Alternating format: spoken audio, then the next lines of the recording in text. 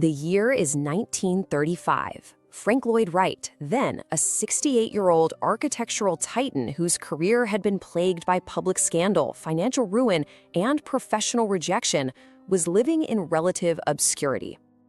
So let's picture this. This is where our story starts. Not at the height of his fame, but kinda in the quiet desperation of his later years.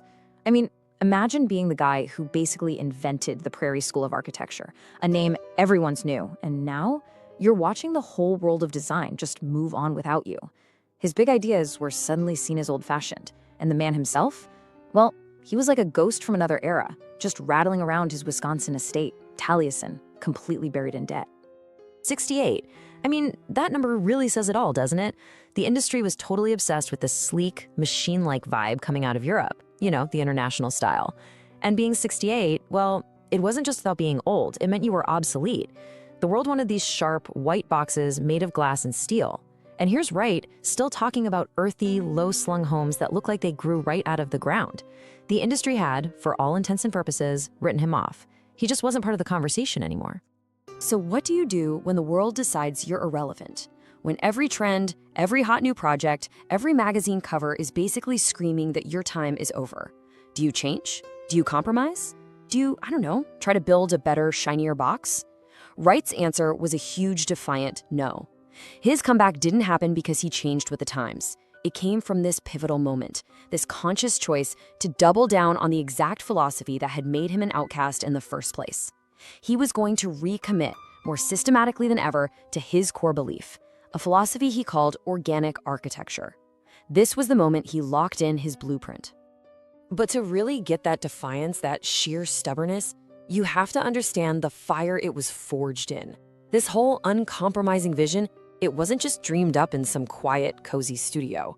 Oh no, it was hammered into shape in a crucible of almost unbelievable chaos, both personal and professional. His entire life was a battle, and his architecture, that became his armor. And you could see the battle lines drawn from day one. On one side, you had what was popular at the time.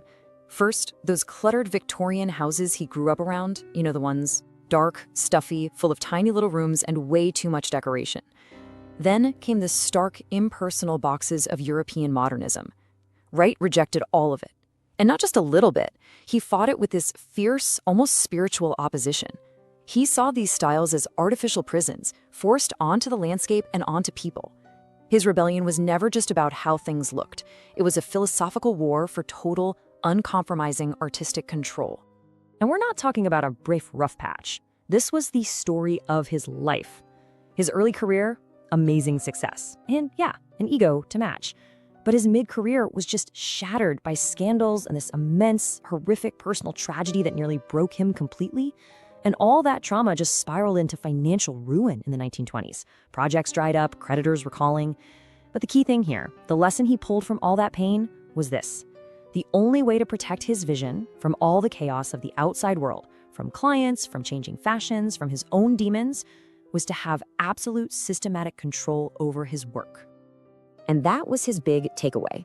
To protect the art, he had to become a dictator of design. See, the idea of a building as the single unified organism, it just couldn't survive compromise. Think about it. You pour your soul into creating this perfectly harmonious space, and then the client brings in some gaudy, mismatched Victorian sofa. For Wright, that wasn't just bad taste, it was like a violation of the building's soul. It was a wrong note that ruined the entire symphony. So to keep the vision pure, he had to control everything.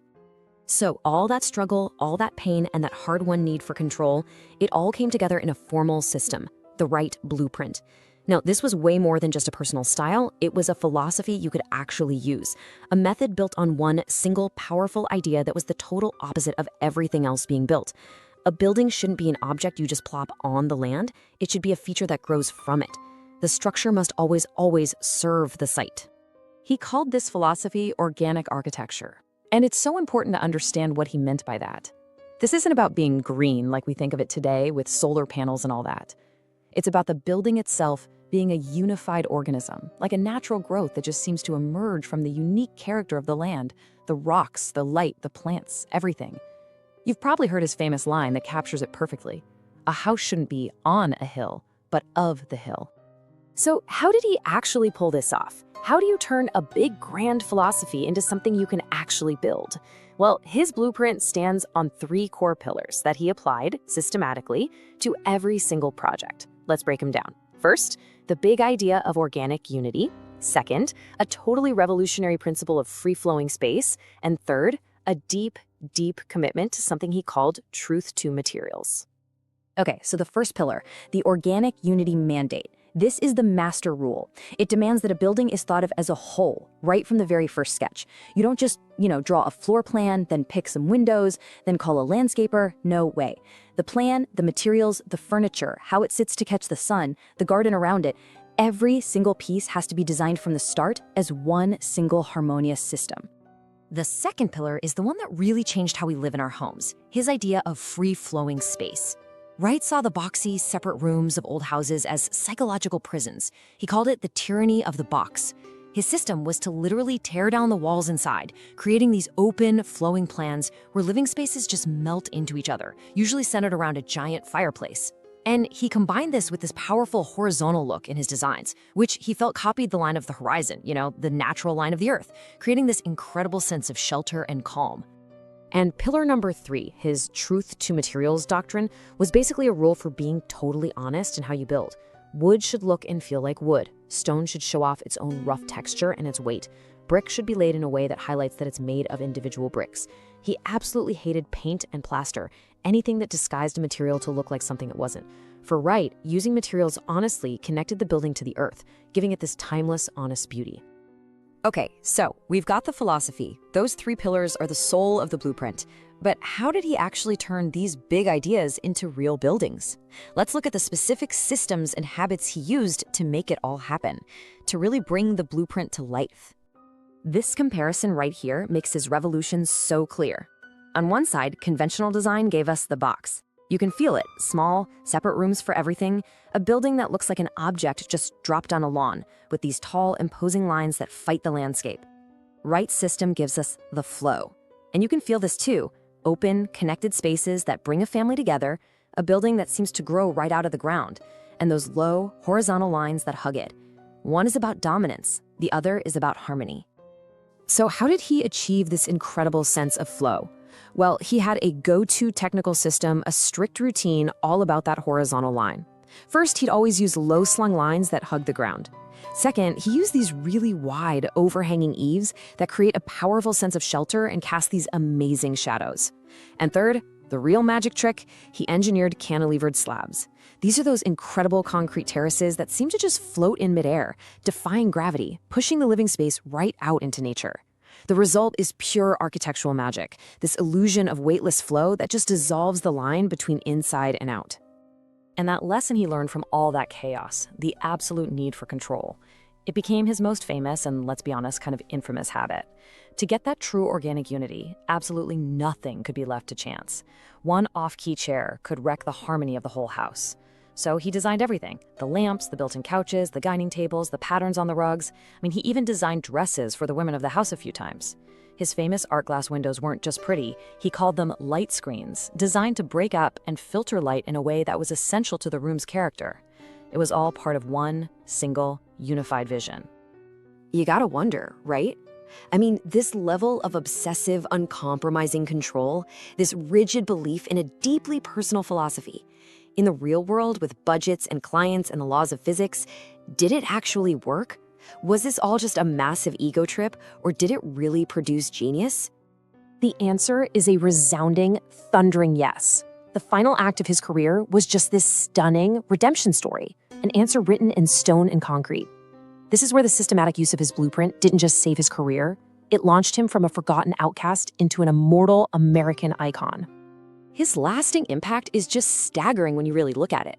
He took the open plan concept and basically made it a cornerstone of modern life. That great room in so many of our homes today, you can thank him for that. He was a huge champion for using local native materials way before it was the cool thing to do.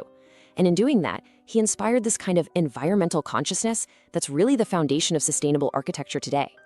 His blueprint literally changed how we think about the places we live.